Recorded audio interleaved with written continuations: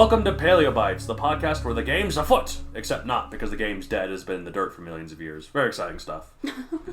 My name's Matthew Donald, and each episode I and a rotating set of guest co-hosts talk about and rate a genus of prehistoric animal, be it dinosaur, mammal, arthropod, and so on. This week, I'm once again joined by very famed dinosaur connoisseur, obviously, Christina Eilert.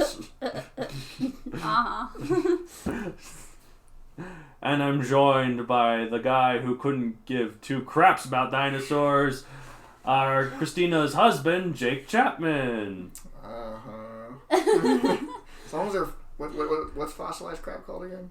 Coprolites. So I don't give two coprolites. So. Yes, exactly. There's always a good joke to do. You are holding a dinosaur, though, and she looks very relaxed. Look at her. She's a happy little cute dinosaur. She is. Aww. Little Lyra the cockatiel. Unofficial mascot of the podcast. Why unofficial? Okay, fine, official. Well, who cares? I don't know. I can make her a badge. I just haven't signed any papers yet. Okay? I'll write you something up later. Okay. Sounds good. Write me a legal document making her the official mascot of the podcast. We'll get it notarized. I'll get her a little plaque for her get cage. It laminated, and give her a little badge to wear around her neck, That'll be perfect. Okay. So the last time you were on, we asked you what your favorite dinosaur was and what your favorite dinosaur movie was. Let's go a little bit different. What is your least favorite dinosaur movie? Like one that scares you, I guess. Mine was the one that did... Or one you think is dumb. One of the recent dinosaur ones where all I remember was the flood in the valley and you didn't... It was Oh, The Good Dinosaur. The Good Dinosaur. I remember you saying you didn't like that one. I thought it was too sad. I was crying the whole movie. Yeah, I've never seen it. It didn't look appealing to me. I mean, it's not objectively a bad movie. It's just I'm a real big softie, and... Yeah, no, I remember I saw the trailers and I thought that the main dinosaur just looked so...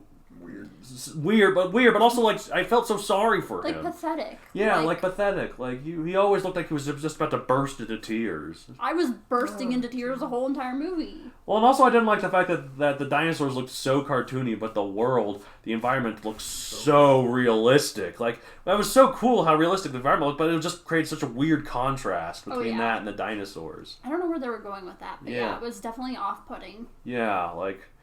You're Pixar. You can, like, figure out a way to make the dinosaurs look more realistic while still anthropomorphizing them enough to make them... Appealing, yeah. I get it. They have to be cartoony a little, but don't make them that cartoony when the world is that realistic looking. So. Well, I'll go with that just because it was very sad. Yeah. And a lot of people don't cite that as probably their least favorite Pixar movie other than, like, Cars 2, I think. Yeah. I don't know. I've never seen it, so I wouldn't know. Wow, Lyra's asleep, basically. You are a cockatiel whisperer, or, like... You've soothed her. You're like a cockatiel charmer. That's the word I'm looking for. There you go. That's why I keep him around. He's very calming. Dinosaur? There's a place in France where the something dinosaur. Where the T-Rex likes to prance. Come on, you didn't know that line? Oh, right. Yeah, because as we all know, T-Rexes are from France. I mean, all they can do is dance with their feet. They can't do anything with their hands. That's true. They could bob their heads pretty good, though. Jazz hands? Yeah, they can do jazz hands. Oh, seriously. Oh, yeah, sorry. Yeah, we need to take this seriously. When a T-Rex dances, it does it with it's obviously a river dancer, obviously. This is serious, guys. So what's your least favorite, then? The Good Dinosaur. Oh, The Good Dinosaur. Yeah, we agree on that. Okay. That's the one. Yeah. I think mine is probably those old ones where they have the cavemen fighting them. And I'm talking like the ones that are so old they don't even use stop motion. They use just like iguanas and superpose them to make them look big. Yeah. I've never seen one of those before. Yeah, like the very first 1 million years BC is like that. They have a mammoth that's clearly just an Asian elephant that they put stuff on. Interesting. Pretty hilarious. Yeah. Hey, they're doing the best they can with what they I'm have. sure they are. I mean, I don't know, though. If it's after King Kong, which used stop motion, then I don't think they are doing the best they can. True, and I'm a huge fan of stop motion, so I'm like, why not use stop motion? Yeah, exactly. It was the best thing at the time. Those are the 1 foot out. But I feel like that'd be funny to watch like a giant iguana like fighting people. And then you see people run away. It just sounds funny. And like the scale is clearly all wrong. Like you can see the iguana crawling past miniature rocks or whatever to make it look big. But you never see it right next to the caveman, so you can tell it's all... Yeah. Yeah. It's not quite the perspective tricks of Lord of the Rings where they make the hobbits all look small even though they're played by very tall actors for the most part. So. Oh, are they really? Yeah, well, John Rhys Davis, who played Gimli the dwarf, is actually the tallest member of the Fellowship. Oh, interesting. Huh? Yeah, you've seen Indiana Jones, right? Yeah. He's the big Egyptian guy, Salah or whatever his name is. Okay. Yeah, it's the same actor. So. Okay. Huh? We're full of fun facts here on this podcast. Yeah, not all of them all about dinosaurs. Hey. So, well, my glasses are smudged on one eyelid. I don't know if. It's because it's not armored. Yeah, that's true. If you want to know about that, listen to the last episode you're on where we talked about the fused lizard and Kylosaurus. But this week we are talking about not a dinosaur, but something far grosser. Speaking of arthropods. I'm cringing already because I know which one we're going to talk about. Yep, even though I wasn't warned. Yep. Sorry, I forgot to tell you beforehand which one we're talking about today. Surprise. We're talking about Arthropleura. Jointed ribs is what that means. It is a really, really big ass millipede from the Carboniferous period. We'll get to it. Okay, so it's a millipede. Yep, it's up to 13 feet long. Which is almost 4 meters, and it can weigh up to 1,000 pounds or 500 kilograms. So, like, it could eat you, but it won't. Well, we'll get to that later. But but it's an herbivore, so as I mentioned here, so it won't eat you, but it could by size. I think that it has little pincers, so it could give you still a bite. Ugh. Yeah. Ugh. So it lived in the Late Carboniferous, 315 to 299 million years ago. So this is before dinosaurs. Just in case anyone is concerned. So you know Triassic, Jurassic, Cretaceous, right? Those 3 periods. Mm-hmm. That was in that order from earliest to latest. Well, before the Triassic there was Permian, and before Permian there was Carboniferous, which is what this one is. So, okay, gotcha. So let's see if I can do it. There's Precambrian and Cambrian, Ordovician, Silurian, Devonian. I've lost track. Devonian. What's next? Oh my god. Everyone's screaming at me, all the paleo nerds. Carboniferous! I just talked about it. Carboniferous, Permian, Triassic, and Jurassic, and Cretaceous, and Tertiary, Quaternary, and all those little epochs, and that's the periods. I just made that up. Lovely singing voice. Oh, lovely. Thank you. I try. I should quit this and become a singer. Quit my day job. Yes. And be a pop idol, right? Anyways, so we found these fossils based on my research in Canada and in Scotland, which shows, I guess, how different the world looked back then, how close these were back in that time period. Not true. It was described in 1854, and its only pop culture appearance I could find is in Walking with Monsters, one of the spin-offs of Walking with Dinosaurs, where it goes to other time periods in Earth's history, so... Well, appropriately named. Yeah, exactly. Come on, this thing is like the creepiest thing ever. Like, just even the name. That's the one where they show it rearing up, right? Yeah, exactly. I'll get to it, yeah. Oh my gosh, that gave me nightmares. So, back in the Carboniferous period, the Earth's atmosphere had the highest oxygen content of any... Hi, Lyra. Yes, you have a lot to contribute, don't you? Had the highest oxygen content of any point in history, up to 35% compared to 21% today. The rest is mostly Yeah, basically. The rest is mostly nitrogen and a small variety of other gases. This happened because of the sudden influx of forests, which only started to evolve less than 100 million years earlier. And plants have been around for longer, but forests, like big trees, those were only starting to come up like less than 100 million years earlier. Oh, but wait. So you're saying if somehow we introduce more forests into our planet, we would have more oxygen, and technically even all of us could get bigger? I don't know about all of us, but I don't know, possibly. Well, because of what happened, it was a combination of a bunch of things, but the oxygen, because plants, like the opposite of animals, they breathe in oxygen, they breathe in carbon dioxide and breathe out oxygen. Right.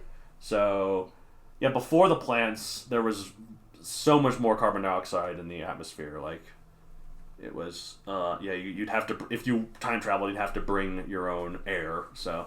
I think I actually showed you a documentary, the one with Nigel Marven, where he went diving with all the prehistoric sea monsters. Did I show you that one? I think I'm not sure. Yeah, because one of the first times he went back to the Ordovician period, which was the second earliest one. Well, actually, no, we won't get into it. But and there were no plants, so he had to constantly get an air tank go.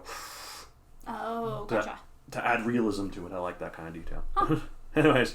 So if we planted a lot more plants, there probably would be more oxygen, but there would have to be a lot of plants, because as well as, these plants, being new, they also weren't being eaten. There wasn't anything big enough to eat all of them back then. Gotcha.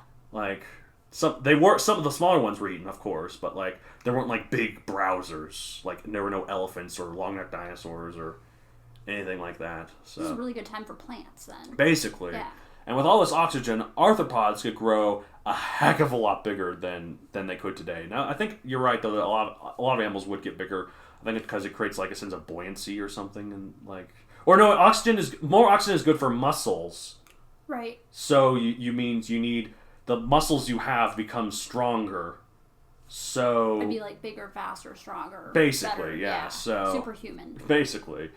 But arthropods in particular were affected by this because they breathe through specialized, I think they're called book lungs, that absorb oxygen from the air rather than breathing it in. They kind of like, just like an air vent, it just kind of just goes in. Which is really also kind of creepy, too. That just adds to the creep factor. Yeah, arthropods are just weird, man. But see, this has a limited intake. And so they're really dependent on how much oxygen there is in the air. And since there was a lot, they could get a lot bigger. In other words, the Carboniferous period was my personal hell. Yeah. I mean, I don't know who would be happy during this? I guess people that study those entomologists. Yes. The bug people. Bug nerds. Not to be confused with etymology, which is the origin of a word. Yes. So... Alright, so... yeah, but would they be happy? I mean, do you really want to study a bug that's like... 1,000 pounds? Something like that. I don't know. But there was also spider-like creatures the size of your head. But that exists now, doesn't it? Does it? Yeah, we have like... Camel spiders? The ones in Australia, the like bird-eating spiders, aren't those like... Well, those count the legs. Oh, just the body? This is just the body. Whoa, whoa, whoa, whoa. So, yeah. Oh. Dragonflies the size of eagles. Which, that might be okay. Like stretch your arm out like this. That's how long their wingspan was. 3 feet. But they're not really, like, threatening to me. Yeah, maybe. I don't know. They might be annoying, though. Yeah. I wouldn't want them crawling on me. Oh, ooh. Yeah, okay. Scorpions the size of cats. Ugh. So... Okay. And, oh yeah, what would you fight that with? Like, let's say we, like, went back really in time. Like, big stick. like... And you gotta... Actually, no, it has the exoskeleton, so I don't know. You have a really big sharpened stick and just spear the mother just effer. a giant axe or something. Just chop its tail off and then chop its head off, which might not even kill it, knowing bugs. Right, but... they just keep going forever. Too much oxygen. You just chop all of its legs off and its legs just crawl around like Mr. Potato Head. Oh, God. Now we're really getting... From Toy Story, yeah. If you're going to go back then, I would say take a bottle of dial with you. It'll... destroy their exoskeleton or diatomaceous earth, just a whole bunch of that, and wait 5 minutes while it goes into effect. Hopefully you get eaten at 5 minutes time. Yeah, that stuff's good for bugs. Yeah, and get a bait like that, and then eat them and kill them. Cover yourself in diatomaceous earth. Just... Make sure you don't inhale any. They'll take a bite out of you. Ugh. That's true, yeah, they might be lured into it and you'd be just crawling with... Ugh. And yeah, they'd all die off of you, but you'd still have to deal with... Yeah, Lyra, it doesn't sound good, does it? Problem with diatomaceous earth is made from the fossils of ancient animals, so basically you're using it on themselves that they're going to turn into later on. So. Oh, but then, full Mufasa and they may not style. Exist. If you destroy them, they may not exist. Exactly. Oh, jeez. So you're saying full Mufasa, when they die, the animals become the grass, and the antelope eat the grass, and the... Yeah. Yeah, when we die, the animals become the earth. We may destroy your own weapon. Yeah. Okay. Okay, so, this giant-ass millipede, as well as the creme de la scum, I guess, of all this. So, yeah, it's the length of a small car. 13 feet. Like, that's... And also, it was surprisingly thick, too. It was around 2 feet wide. Okay. So, meaning this thing had a presence that could not be ignored, no matter how badly you wanted to. I mean, that's bigger than us, well, me. Yeah, It's way too big. Also, some paleontologists think it could even rear up like a snake. Yeah, I was wondering about that. Yeah. That's scary. And if it's true, it could look you right in the eye. So nope. Nope to all of it. Can't it more than look you in the eye, though? If it's... You said it's 13 feet long. Yeah, but it likes to leave a lot of it still on the ground in order to keep support itself up. Two-thirds. Okay, that's the proportion that has to stay on the ground. Okay. Yeah, so... Ugh. So nope to all of it. Sure, this thing is herbivorous like most modern millipedes, but who cares? Burn it, I say. I mean, with all that oxygen, the air is ripe for burning. Yes. We're ready. Bring my trusty lighter. Yes. So if they ever invent a time machine for paleontological research, like Nigel Marvin, there was not an amount of money high enough you could pay me to go back to the Carboniferous period. Yeah. Also, you probably need to get your own tank too there, because I'm assuming that much oxygen might also be deadly for you. The dinosaur's attacking again. Yeah, she's going for the throat of Jake. Jake, are you okay? I can't talk. Oh no! I got a beak to the neck. Oh no! She's attacking your beard. I paid $200 an hour to this last week at the. You can just do it for free. Manicure place. I can just do it for free. Ow. No. Yeah, she's. Oh, hey, Lyra, stop that! No. Bad dinosaur. Bad dinosaur. I'll take you back to the Carboniferous period if you keep this up. Are you grabbing at my hair? Okay, so now we come to everyone's favorite part of the show. I'm assuming. I don't know. We haven't had any listeners to this yet. Actually, no, we have. I haven't. Okay.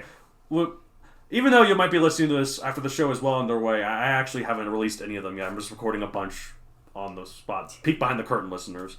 Yes, look at him being all prepared. But I'm assuming this will be everyone's favorite part of the show, where we rate the animal 1 out of 65 million. For whatever reason, doesn't have to be objective or anything. In this instance, I'm going to rate it negative 500 trillion. Nope. Yeah. I mean, I can't really beat that, so I'm just going to do like a 10. Let's do 10 million. Just because I feel like it could be like, it's got to be good for the other things in the environment. Yeah, I guess that's true. It's got to be beneficial somehow, otherwise it wouldn't have existed. I guess that's true. So it's benefiting someone, even though I think it's just okay. Well, I guess there might be creepier things. Like, we might at one point cover those spiders the size of your head. Oh, there you go. So that'd be... So I'm going to give it... No, but for me, this is worse than the spider. Oh, really? Yeah. Okay. See, me, I'm more of an arachnophobic. But you're right, though, with the environment stuff. So I'm going to give it a 2. Okay. Not 2 million. Just 2. Just 2. Wow. So... And I like insects. I mean, the only thing it's not an insect, though. It's in the millipede. I like... Arthropods. Yeah. Oh, aren't you so, I don't know. Snow White over there? I like all creatures. Except for mosquitoes. Oh, yeah, mosquitoes can go to hell. You can get rid of those. They feed birds, like the one on your finger. Yeah. Who just pooped on your hand, by the way. That's okay. Pooped after plucking my beard. I don't know. There's no sexy factor for That's true. We talked about forever the sexy factor. Negative sexy factor. Yeah, there's negative sexy factor because it's a millipede. I mean, speed has to be pretty good. I mean, it might be pretty. I mean, well, with all those legs, it has to keep track of all of them, though. And highly coordinated, though. Okay, good. So it's got good aerobics. Plus, it might be able to roll into a ball.